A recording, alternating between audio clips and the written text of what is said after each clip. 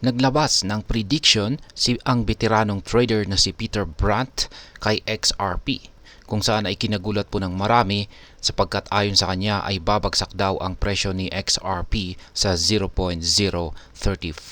Ayan, napakababang presyo po niyan kung pag yan ay nagkatotoo. At yan po ang siyang ating pag-uusapan sa video na ito, pero bago po tayo magpatuloy ay nais ko lamang po munang bigyang linaw ang aking disclaimer kung saan ang nilalaman po ng video na ito ay hindi po ito isang financial advice. For education and information purposes lamang po ang layunin nito. At ayan, itong si Ginoong Peter Brandt ay isa po siyang kilalang commodity at forex trader na may dekadang karanasan sa financial assets. Kamakailan lamang ay naglabas po siya ng isang prediction na ikinagulat ng marami sa XRP community. Ayon po kay Ginoong Brandt, ang halaga ng XRP ay maaari daw pong bumagsak sa 0.034 sa long run. Una ay ang kanyang naging basihan ay noong August, binanggit ni Ginoong Brandt ang isang multi-year complex na head and shoulder pattern na nabuo sa presyo ni XRP. Ang head and shoulder pattern ay isa po itong technical analysis indicator na kadalasang nagpapahiwatig ng potential reversal ng trend. Sa madaling salita ay kung magpapatuloy ang pattern na ito ay maaaring bumagsak ang presyo ni XRP ng napakalaki. Ngayon ay habang patuloy ang legal battle naman ng Ripple laban sa US Securities Exchange Commission, maraming uncertainties ang nakapaligid sa presyo ni XRP. Noong May ay sinabi po ni Ginoong Brandt na ang XRP ay maaari pong maklasify bilang isang security na siyang naging subject ng kasalukuyang appeal ng US SEC. Kaya ang ganitong classification ay maaari pong magdulot ng mas maraming regulasyon at restrictions kay XRP na maaring magpababa sa kanyang halaga o presyo. Ngayon ay ano naman ang naging reaksyon ng community ni XRP? Hindi lang sa prediction tumigil si Ginoong Brandt. Sa isang post sa X, yan ang dating Twitter, ay tinawag niya ang Ripple na RIP PPL off. Ayan.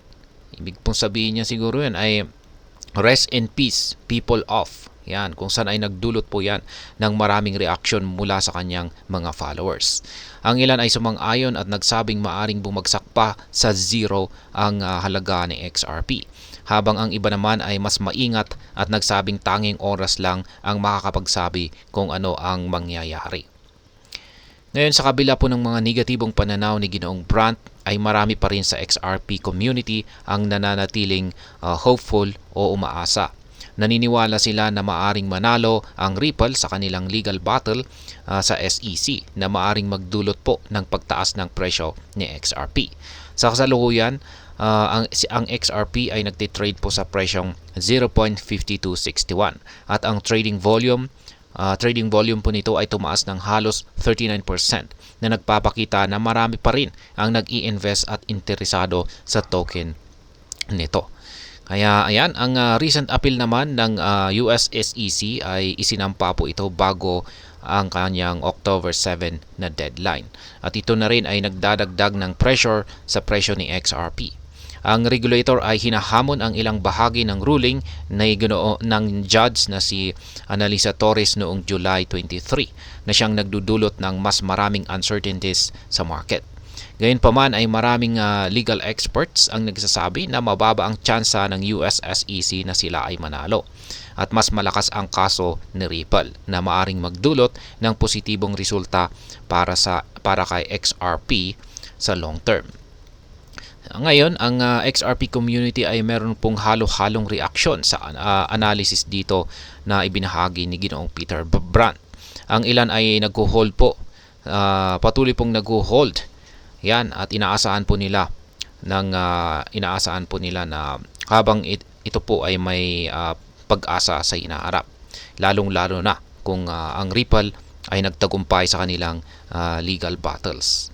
Kaya ang resilience at optimism ng mga supporters ay nagpapakita po ito na kahit may mga negatibong predictions ay marami pa rin sa kanila ang naniniwala sa potensyal ni XRP. At sa kabuuan ay masasabi ko po rito ay tanging oras lang talaga ang makakapagsabi kung tama ba ang prediction ni Ginoong Peter Brandt o kung magtatagumpay ang Ripple sa ilalim ng scrutiny ng US SEC. Yan, wala po talagang makakapagsabi. Ang financial markets ay puno po kasi ng uncertainties or walang kasiguruhan. At ang mga ganitong predictions ay bahagi po ng dynamic na mundo ng cryptocurrencies. At ayan, hanggang dito na lamang po tayo sa video na ito mga ka-crypto. Sana po ay inyong nagustuhan ang aking paliwanag sa video na ito. Kung inyo po itong nagustuhan ay pakiclick lamang po ang like button nito. Para naman po sa mga bago lamang dito, kayo po ay aking inaanyayahan para mag-subscribe.